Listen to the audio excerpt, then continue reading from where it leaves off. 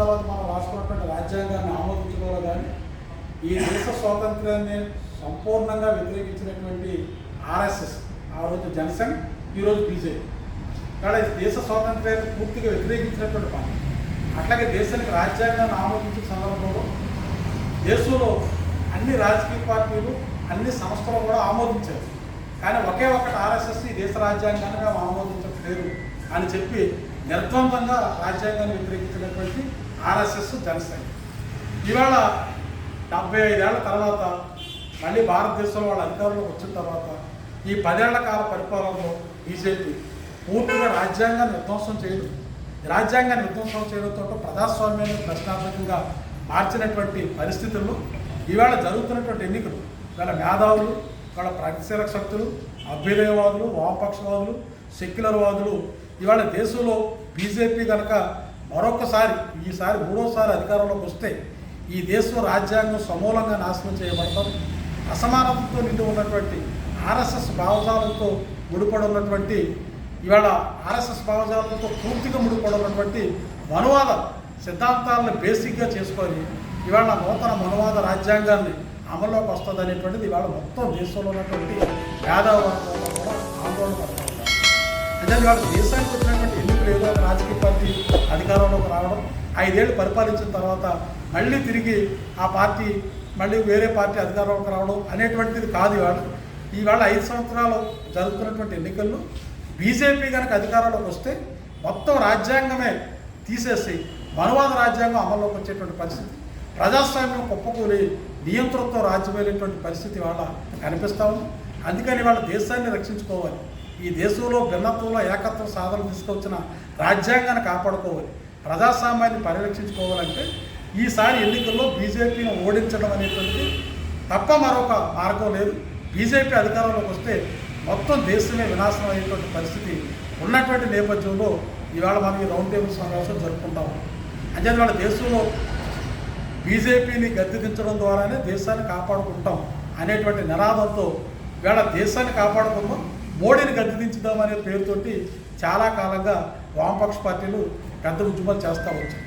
ఇవాళ దురదృష్టం ఏమంటే మన రాష్ట్రంలో ఇవాళ బీజేపీ ఇవాళ ఏ టీం, బీజేపీకి ఏ టీం ఏమో జనసేన, తెలుగుదేశం, బీజేపీ, అలాగే బీ టీం వైసీపీ, బీజేపీ. అంటే ఇవాళ మొత్తం భారత రాష్ట్రంలో ఉన్నటువంటి ప్రధానమైనటువంటి రాజకీయ పార్టీలు ఇవాళ బీజేపీ కనుసన్నలు మెలుగుతూ ఉంది.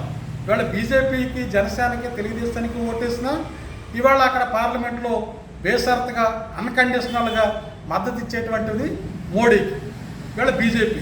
అలాగే వైసీపీ నుంచి ఎంపీలు గెలిచి వచ్చిన ఇవాళ అన్కండిషనల్గా ఇవాళ బీజేపీకి సపోర్ట్ చేసి ఎన్డీఏ ప్రభుత్వం రావడానికి మాత్రం ఈ మొత్తం ఉన్నటువంటి ప్రతిపక్షం, ప్రధాన అధికార పక్ష పార్టీలు కూడా ఇవాళ బీజేపీకి ఇవాళ అంటగాగుతారు.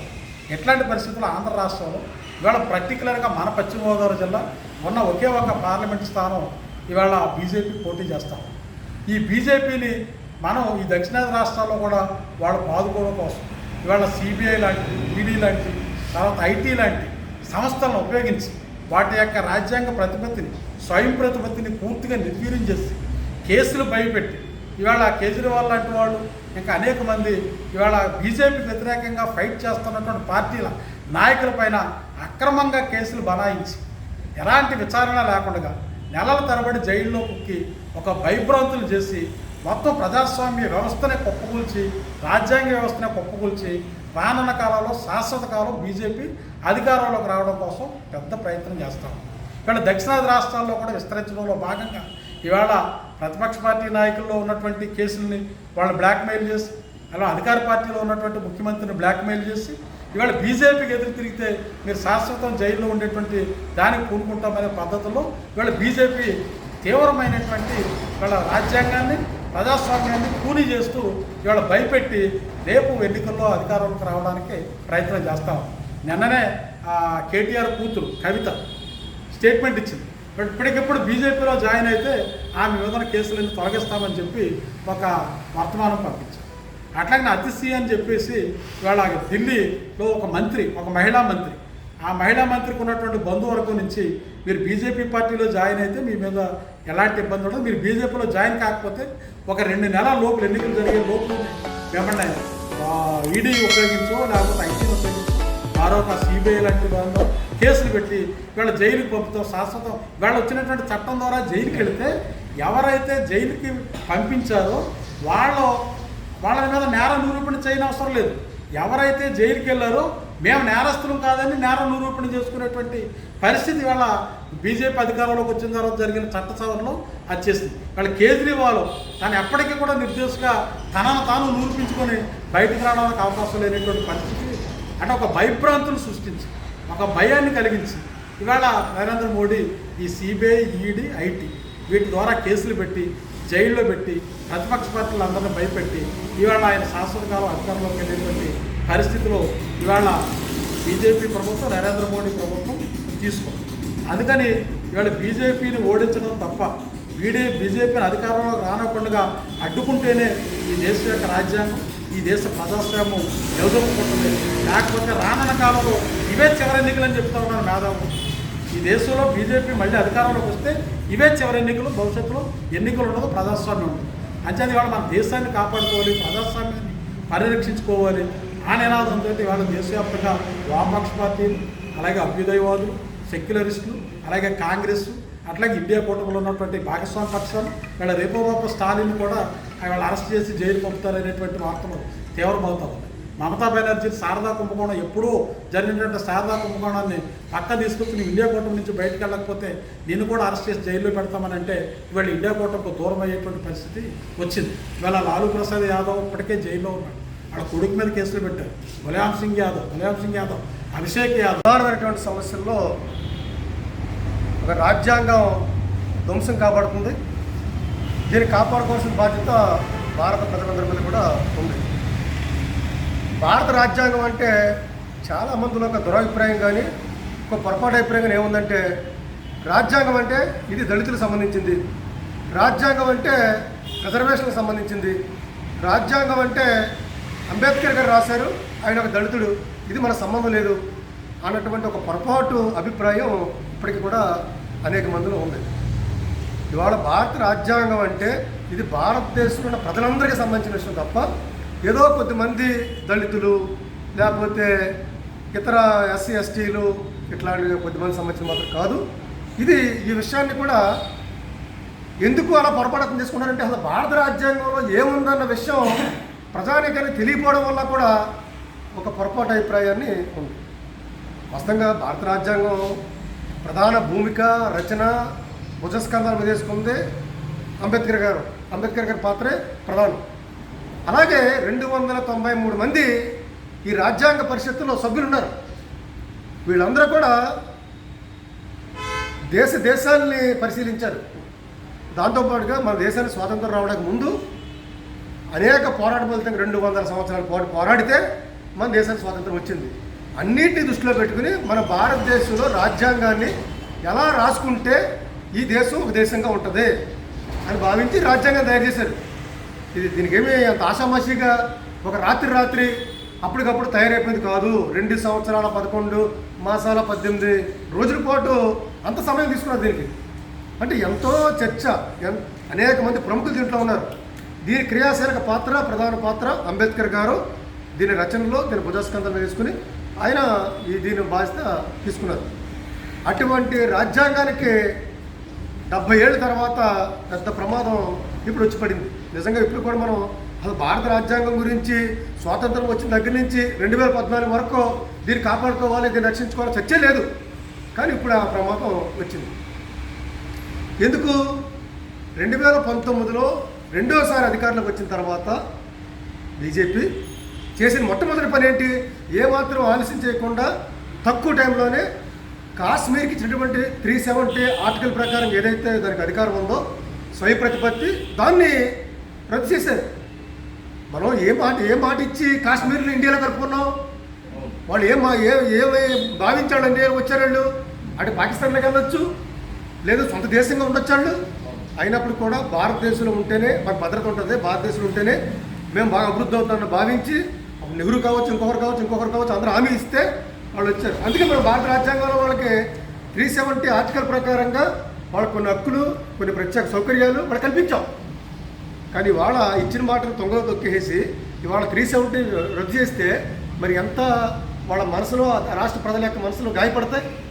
అలాగే రెండోది ఏం జరిగింది, ఇవాళ సిఏఏ అంటే పౌరసత్వ చట్టాన్ని కూడా వీళ్ళు మార్పులు చేస్తున్నారు. మనం 1955లో మన భారత పౌరులకి ఒక చట్టం ఉంది, దాన్ని మార్చాల్సిన అవసరం ఇప్పుడు లేదు. కానీ ఇప్పుడు ఏం చేస్తున్నాడు, మన భారత పౌరులుగా పౌరసత్వం ఇవ్వడం కోసం మతాన్ని బట్టి పౌరసత్వం ఇస్తారన్నాడు. అసలు ఇప్పుడు దాకా మన రాజ్యాంగంలో మతాన్ని బట్టి పౌరసత్వం కాకుండా గతంలో ఒక 11 సంవత్సరాల పాటు మన ఇండియాలో ఉంటే ఇక్కడ నివాసం ఉన్నట్టుగా ధృవీకరించుకుంటే వాళ్ళ పౌరసత్వం ఇచ్చేవాళ్ళు. కానీ ఇప్పుడు దాన్ని 5 ఏళ్ళు తగ్గిస్తున్నారు. 5 ఏళ్ళు తగ్గించడం మనకి అభ్యంతరం కాదు. కానీ పలానా మతాల వాళ్ళకు అంటే ముస్లిం మతాన్ని మినహాయించి మిగిలిన మతాల వాళ్ళకి ఇస్తామని చెప్పినట్టుగా ఇవాళ చట్ట సవరణ చేస్తున్నాడు. మరి ఎన్ని రాజ్యాంగంలో ఉన్నటువంటి హక్కుల్ని రాజ్యాంగ స్ఫూర్తిని దొంగలో తొక్కేయడం తప్ప ఇంకొకటి కాదు. అలాగే ఇందాక మన దేవరావు చెప్పారు, వ్యవస్థలను ధ్వంసం చేస్తారు. ఈ ప్రభుత్వం వచ్చిన తర్వాత వ్యవస్థలు ధ్వంసం చేస్తున్నారు. ఇవాళ ఎలక్షన్ కమిషన్ ఉంది. ఎలక్షన్ కమిషనర్ని నియమించేటప్పుడు ఎవరుండేవారు, ప్రధానమంత్రి ఉండేవాడు, ప్రతిపక్ష నాయకులు ఉండేవారు, మన సుప్రీంకోర్టు ప్రధాన న్యాయమూర్తి సభ్యులుగా ఉండేవారు, 3 ఉండేవారు. కానీ ఇప్పుడు ఏం చేశారు, సుప్రీంకోర్టు ప్రధాన న్యాయమూర్తిని పక్కన పెట్టేసి ప్రతిపక్ష నాయకుడు, ప్రధానమంత్రి, అలాగే క్యాబినెట్ మినిస్టర్ ఒక ఆయన. అంటే దీని అర్థం ఏంటి, కేంద్రంలో ఏ ప్రభుత్వ అధికారంలో ఉంటుందో ఆ మెజార్టీ ప్రకారంగా ఎలక్షన్ కమిషన్ నియమించుకోవచ్చు. ఇప్పుడు నియమించారు, అలాగే నియమించారు. వాళ్ళకి కావాల్సిన వాళ్ళని ఎలక్షన్ కమిషన్ నియమిస్తున్నారు. ఇప్పుడు సుప్రీంకోర్టు జడ్జీలను కానీ న్యాయమూర్తులను కానీ నియమించేటప్పుడు కొలీజియం ప్రకారంగా వాళ్ళు నియమించాలి. కానీ ఇప్పుడు వీళ్ళు ఏం చేశారు, ఆ కొలీజియం పక్కన పెట్టి ఇవాళ కేంద్ర ప్రభుత్వమే మంత్రిమండలే ఆ న్యాయశాఖ ఎవరినైతే సిఫార్సు చేస్తుందో అట్లాంటి వాళ్ళని ఇవాళ మినిస్టర్లుగా అది సుప్రీంకోర్టు జడ్జీలుగా నియమించే పరిస్థితిని ఇవాళ దిగొచ్చారు. అంటే ఇవాళ సుప్రీంకోర్టు జడ్జీల్లో కానీ అలాగే ఇప్పుడు ఎలక్షన్ కమిషన్ దాంట్లో కానీ పూర్తిగా ఇవాళ మన రాజ్యాంగాన్ని పక్కన పెట్టేసి ప్రజాస్వామ్యాన్ని అపహాస్యం చేసే విధంగా నడుస్తూ ఉంది. అలాగే ఇప్పుడు ఇవాళ గవర్నర్లు ఉన్నారు. గవర్నర్ కాంగ్రెస్ సందర్భంలో దుర్వినియోగం చేసింది. కానీ కాంగ్రెస్ని దుర్వినియోగం చేసిన దానికంటే అనేక రెట్లు అనేక విధాలుగా ఇవాళ ఈ బీజేపీ దుర్వినియోగం చేస్తుంది. ఎందుకంటే ప్రజాస్వామ్యబద్ధంగా ఎన్నికైనటువంటి వాళ్ళని కొనేసేయడం, ప్రభుత్వాన్ని మార్చేయడం, ఈ రకం మొత్తం ఈ కాలంలో 11 రాష్ట్ర ప్రభుత్వాలని ఇవాళ్ళు కూల్చారు. మనకి కర్ణాటకలో కూల్చారు, మహారాష్ట్రలో కూల్చారు, హిమాచల్ ప్రయత్నం చేశారు. అలాగే ఇతర అనేక రాష్ట్రాలు మనం చూసుకుంటూ ఉంటే ఈ రకంగా ప్రభుత్వాన్ని కూల్చే పని కూడా ఇవాళ బీజేపీ చేస్తూ ఉంది. అందువల్ల ఇవాళ గతంలో ఎప్పుడు లేని విధంగా మన ప్రజాస్వామ్యానికి మన రాజ్యాంగానికే ప్రమాదం వచ్చింది. అత్యంత కీలకమైనది ఏంటంటే మన రాజ్యాంగంలో ఒక మాట లౌకిక తత్వం. అంటే మన భారతదేశం అన్నది ఒక మతం ఉండేవాడు దేశం కాదు, ఒక కులం ఉండేవాడు దేశం కాదు, ఒక జాతి దేశం కాదు, ఒక భాష కాదు. కాబట్టే దీనికి ఏం చెప్పారు మన వాళ్ళు, ఇది భిన్నత్వంలో ఏకత్వం గల దేశం, మనం దీన్ని కాపాడుకోవాలి.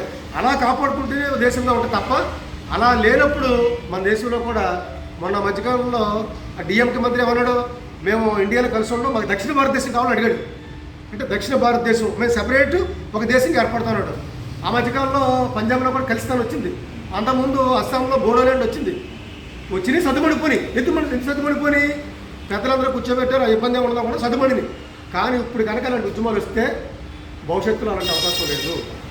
రాకుండా మనం ఇది అడ్డుకోవాలని చెప్పేసి మన యొక్క ఉద్దేశం వామపక్షాల సంబంధం. దురదృష్టం ఏంటంటే ఇలా ఆంధ్రప్రదేశ్లో సిపిఐ, సిపిఎం, ఫార్వర్డ్ బ్లాక్, ఇతర పార్టీలు చాలా ఉన్నాయి. ఇవన్నీ కూడా బీజేపీకి వ్యతిరేకంగా పోరాడి పార్టీ.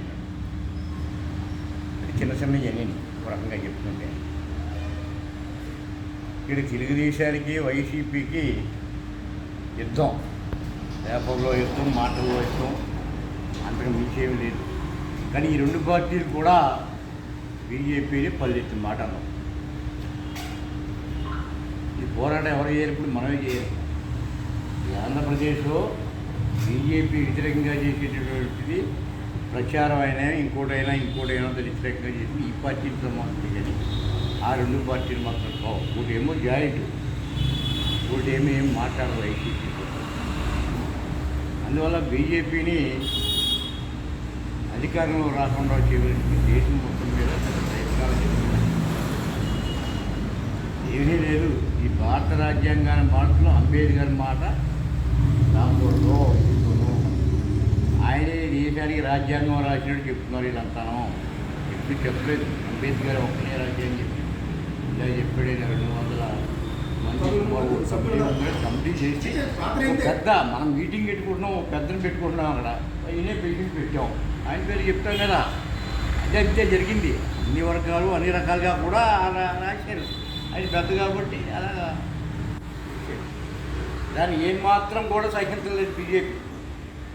ఇదే కాదు, ఈ స్వాతంత్రం మనం సంపాదించాం 1947 స్వాతంత్రం. అసలు స్వాతంత్రమే కాదంటారు. మీకు అది చెప్పాల్సింది వాళ్ళు. ఎందుకే కాదంటారంటాడు. భారతదేశ స్వతంత్ర పోరాటంలో ఒక్కో బీజేపీ లేడు. దాంట్లో కాంగ్రెస్ కానీ ఎవరు లేరు. వాళ్ళే గాంధీ గారిని చంపారు. ఈ స్వాతంత్ర ఉద్యమంలో అసలు ఎక్కడా కూడా జైలుకి పాపాలు లేరాడు. కానీ రాజ్యం అంతా ఇప్పుడు చేస్తాం బీజేపీ. ఒకసారి ప్రధానమంత్రి అయ్యాడు, రెండోసారి అయ్యాడు మోడీ గారు. మోడీ గారు కూడా ఇప్పుడు ఎలా అంటే రాష్ట్రం మొత్తం మీద, ఈ రాష్ట్రమే కాదు దేశం మొత్తం మీద ఏంటివి సిఐడీలు, సిబిఐలు, ఈడీలు అదే కార్యక్రమం. జనాన్నే ఓ భయభ్రాంతులు చేస్తున్నాడే. జనాన్నే ఓ భయభ్రాంతులు చేసి పెట్టేసి వాళ్ళందరూ కూడా పక్కన లాక్కోవడం, ఆ రకమైన ఉద్యమంలో వాళ్ళు దిగారు. దానివల్ల నష్టపోయి వాళ్ళే భవిష్యత్తు బీజేపీ. అందువల్ల ఇలాంటి బీజేపీ దేశాన్ని ఇంకా పరిపాలించడానికి మళ్ళీ వచ్చిందంటే మనం హిందూ రాజ్యం ఖచ్చితంగా పెడతారండి. అసలు ఎక్కడ పెడతారు? హిందూ రాజ్యం అంటే ఇక్కడ కాదు, బంగ్లాదేశ్ కానించి, బర్మా కానించి మొత్తం ఇలా ఉన్నాయి. దీనికంటే అఖిల భారత హిందూ దేశం. అఖిల భారత హిందూ దేశం అంటే బర్మా ఉంది, మన దాంట్లో శ్రీలంక ఉంది. ఇవన్నీ కూడా 5-6 దేశాలు అప్పుడు బ్రిటిష్ వాడు ఇటుపోయినప్పుడు ఇవన్నీ ఎడదీసాడనమాట. అది అసలు వినాదం వాళ్ళది. ఆ రకంగా తీసుకోవటం, దానివల్ల ఈ దేశంలో విచ్ఛిన్నం అంటే మత విద్వేషాలు పెరిగిపోయి రకరకాలుగా భవిష్యత్తులో ఇచ్చే ప్రమాదం ఉంది బీజేపీ వాడు 400 సీట్లు వస్తాయి మాకు. 400లోనూ 370 సీట్లు బీజేపీ వస్తుంది ప్రత్యేకించి. తర్వాత సన్నాసిగాళ్ళందరికీ 330 వస్తాయి. పక్కన ఉన్న వాళ్ళు కూడా తీర్పడేసాడు అనమాట. అది ఇది గాంభీరం. ఇదంతా చాలా భయంగా ఉంది వాళ్ళకి. ఈ పట్టు మెజార్టీ రాదని చెప్పేసి అనేక సర్వేలు చెప్తున్నాయి, ఇతర దేశాలు చెప్తున్నాయి. ఫారెన్ కంట్రీస్ మొత్తం అన్నీ కూడా సర్వే చేస్తే మోడీ రావచ్చు, రాకపోవచ్చు, వచ్చినా కానీ పెద్ద ఏమి ఉండదు అన్నటువంటి సర్వేలు కూడా చెప్తున్నాయి. మన భారతదేశంలో కూడా ఆ సర్వేలు చెప్తున్నాయి. ఏమిటో ఇలా చెప్తానని చెప్పేసి నేను కూడా చాలా చదివాను దానికి సంబంధించి ఎక్కడెక్కడ వీక్గా ఉంది ఏంటని చెప్పి. ఉత్తరాది రాష్ట్రాల్లో గతంలో పెద్ద మెజార్టీ వచ్చాయి, ఇప్పుడు తగ్గింది అక్కడ. ఇప్పుడు నాగాలాండ్, మేఘాలయ,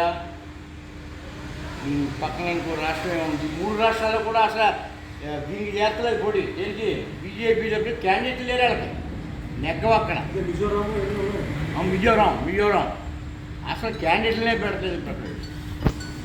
అంతేకాదు హర్యానా, పంజాబ్ రాష్ట్రాల్లో రైతు ఉద్యమం ఉధృతంగా ఉంది. అక్కడ కూడా క్యాండిడేట్లు రారాడు అక్కడ కూడా.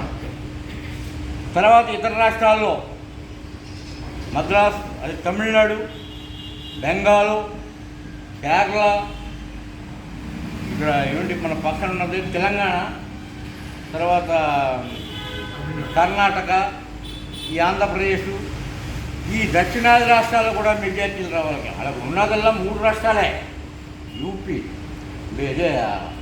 అదేమిటి గుజరాత్, మధ్యప్రదేశ్, ఉత్తరప్రదేశ్, ఇవి ఉన్నాయి. మొత్తం 3 రాష్ట్రాల్లోనే వాళ్ళ మెజార్టీ పార్లమెంటు స్థానాలు వస్తాయి. అందువల్ల ఏమైనా సరే దక్షిణాది రాష్ట్రాల్లో అక్కడక్కడ లైంగిలు పెట్టేసి ఏమైనా కొంచెం సంపాదించుకోవాలని ఉద్దేశం మీద దేశం మొత్తం మీద వీక్గా ఉంది. అంచేది ఈ పేర మాట ఏదో ఉంటారు, దీని క్షేత్ర ఏదో కూడా ఉంది. అంచేత బీజేపీ మాత్రం ఓడిపోద్దని పూర్తిగా అనగానే నేను అధికారంలోకి వస్తాం చాలా కష్టం. ఈ కూటములన్నీ కొన్ని కలిసినాయి, కొన్ని కలలేదు. దీంట్లో ఆ టయానికి ఏమవుతే చూద్దాం. ఏమైనప్పటికీ మనం బీజేపీని మొత్తంగా మనం ముఖ్యంగా మన ఇక్కడ సమావేశం ఎంతవరకు అంటే మనం మాట్లాడుకునేది ఈ పార్లమెంటు నియోజకవర్గానికి సంబంధించి మనం ఏం చేద్దామని చెప్పి మనం తప్ప ఇంకెవరు లేరు బీజేపీ వ్యతిరేకంగా చేసేవాడు ఇక్కడ. అంచేత మన మట్టికి మన ప్రయత్నం మనం చేసి బీజేపీకి మాత్రం ఓటు పడకుండా చెయ్యాలని చెప్పేసి ఈ సమావేశం ద్వారా అందరికీ విజ్ఞప్తి చేస్తున్నాం. మా కృషి మేము చేసుకుంటాం మా పార్టీ తరఫున. అందువల్ల ఈ బీజేపీ పార్టీ మీరు అనుకున్న బీజేపీని ఓడిందా, రాజ్యాంగాన్ని కాపాడుకుందాం. వర్ధిల్లాలి మత సామరస్యం, కాపాడుకుందాం భారత రాజ్యాంగాన్ని, వర్ధిల్లాలి భారత ప్రజాస్వామ్యం, నశించాలి బీజేపీ మతోన్మాద విధానాలు, బీజేపీ మతోన్మాద విధానాలు, కాపాడుకుందాం భారత రాజ్యాంగాన్ని, భారత రాజ్యాంగాన్ని కాపాడుకుందాం, భారత రాజ్యాంగాన్ని కాపాడుకుందాం, భారత సెక్యులరిజాన్ని, భారత సెక్యులరిజాన్ని నశించాలి మొత్తం.